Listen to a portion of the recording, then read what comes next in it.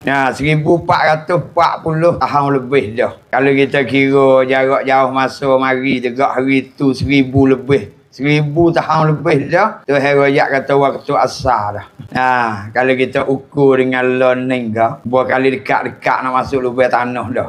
Sampai waktu asar tu hari raya tu. Nah, tu hari pergi dengan masa Nabi Muhammad kita dah ada sallallahu alaihi wasallam. 1000 tahun lebih dah. Lepas pula dia sambung pula dengan kata innal insana lafi khusr.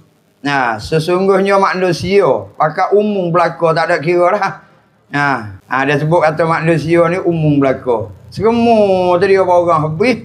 Nah, lafi khusr, duduk di dalam kerugian. Mari dua kali ni leh pula seekor turut belakang tu untuk nak kemah ke panggil mentakik ke. Padahal kalau tak orang leh tu pun tak ada pun dah. Faham dah kata, kita semua saat ni duduk dalam rugi. Mereka, dia sepak terubik istisna. Ayok. Kalau orang zaman dulu panggil kata tapi. Ya tapi terubik kalau orang biasa buat padi tahulah. Mana? Illal ladzina amanu, mereka orang yang beriman. Sampai kata, nikmat iman dia bui pada kita saat ni tu besar. Dan dengan tak ada nilai kita nak pergi adu, tak ada. Nilai kita saat ni tu nak pergi ukur. Sebab apa boleh kata besar nikmat iman? Kerana boleh sebab kerana kita ada iman ni lah. Sebagai kata nur cahaya. Yang kita saat itu nak guna hingga sampai ke hari akhirat. Selepas daripada kita mati, kerana wajib kita kena pergi bagi kita orang memeluk agama Islam ni. Kata kita saat ini semua tu kena berjumpa dengan mati. Yang mana Tuhan kata dah. Kullu nafsin za'iqatul maut. Tiap yang menafas saat ni tu wajib kena mati belakang. Ni kalau bahasa orang bukan agama Islam. Walau kata hingga sampai ke orang tak ada agama. Percaya juga kata kena mati.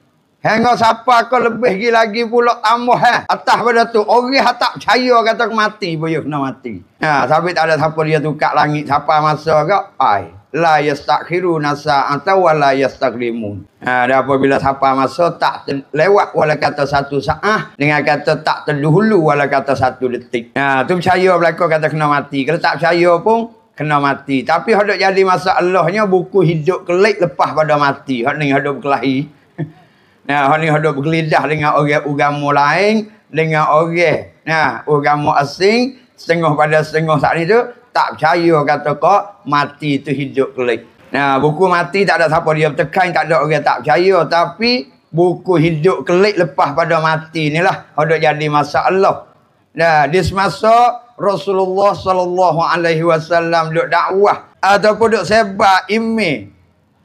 Di dalam Mekah 13 tahun kita kata belum pada hijrah tak ni dah. Boleh dikatakan dia ada sebar buku iman lah. Nak percaya kata mati hidup kelik situ tempat jadi masalah.